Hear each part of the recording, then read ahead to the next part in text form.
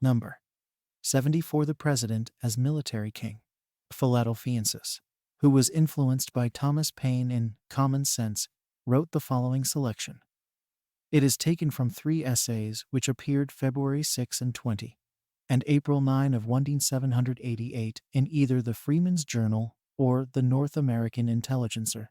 Before martial law is declared to be the supreme law of the land, and your character of free citizens be changed to that of the subjects of a military king, which are necessary consequences of the adoption of the proposed Constitution, let me admonish you in the name of sacred liberty to make a solemn pause. Permit a freeman to address you, and to solicit your attention to a cause wherein yourselves and your posterity are concerned. The sun never shone upon a more important one. It is the cause of freedom of a whole continent of yourselves and of your fellow men. A conspiracy against the freedom of America, both deep and dangerous, has been formed by an infernal junto of demagogues. Our 13 free commonwealths are to be consolidated into one despotic monarchy. Is not this position obvious? Its evidence is intuitive. Who can deny but the President General will be a king to all intents and purposes, and one of the most dangerous kind too, a king elected to command a standing army? Thus our laws are to be administered by this tyrant. For the whole, or at least the most important part of the executive department is put in his hands. A quorum of 65 representatives and of 26 senators, with a king at their head, are to possess powers that extend to the lives, the liberties, and property of every citizen of America. This novel system of government, were it possible to establish it, would be a compound of monarchy and aristocracy, the most accursed that ever the world witnessed. About 50, these being a quorum of the well-born, and a military king, with a standing army devoted to his will, are to have an uncontrolled power. There is not a tincture of democracy in the proposed Constitution, except the nominal elections of the President General and the illustrious Congress be supposed to have some color of that nature. But this is a mere deception, invented to gull the people into its adoption. Its framers were well aware that some appearance of election ought to be observed, especially in regard to the first Congress. For without such an appearance, there was not the smallest probability of their having it organized and set in operation.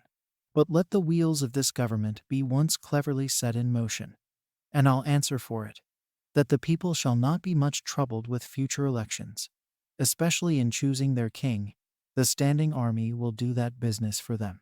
The thoughts of a military officer possessing such powers, as the proposed Constitution vests in the President General, are sufficient to excite in the mind of a freeman the most alarming apprehensions, and ought to rouse him to oppose it at all events.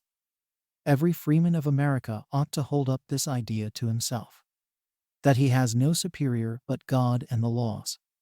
But this tyrant will be so much his superior, that he can at any time he thinks proper, order him out in the militia to exercise, and to march when and where he pleases. His officers can wantonly inflict the most disgraceful punishment on a peaceable citizen, under pretense of disobedience, or the smallest neglect of militia duty. The President General, who is to be our king after this government is established, is vested with powers exceeding those of the most despotic monarch we know of in modern times. What a handsome return have these men, the authors of the Constitution, made to the people of America for their confidence. Through the misconduct of these bold conspirators, we have lost the most glorious opportunity that any country ever had to establish a free system of government. America, under one purely democratical, would be rendered the happiest and most powerful nation in the universe.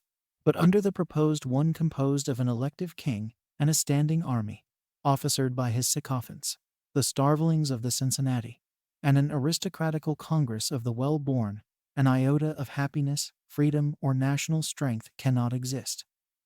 What a pitiful figure will these ungrateful men make in history, who, for the hopes of obtaining some lucrative employment, or of receiving a little more homage from the rest of their fellow creatures, framed a system of oppression that must involve in its consequences the misery of their own offspring.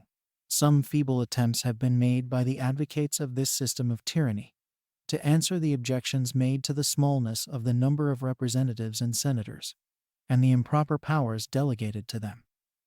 But as far as I recollect, no one has been found bold enough to stand forth in defense of that dangerous and uncontrolled officer, the President General, or more properly, our new king. A few pieces under the signature of an American citizen were published immediately after the Constitution broke the shell, and the Hydra made its way from the dark conclave into the open light. In the first number, the writer, in touching on the President, endeavored to conceal his immense powers by representing the King of Great Britain as possessed of many hereditary prerogatives, rights, and powers that he was not possessed of. That is, he shows what he is not, but neglects to show what he really is. But so flimsy a palliative could scarce escape the censure of the most ignorant advocate for such an officer. And since then we hear of no further attempts to prove the necessity of a king being set over the freemen of America. The writer of these essays has clearly proven that the President is a king to all intents and purposes, and at the same time one of the most dangerous kind to an elective king, the commander-in-chief of a standing army, etc. And to those add that he has a negative power over the proceedings of both branches of the legislature. And to complete his uncontrolled sway, he is neither restrained nor assisted by a privy council, which is a novelty in government. I challenge the politicians of the whole continent to find in any period of history a monarch more absolute. Philadelphiensis.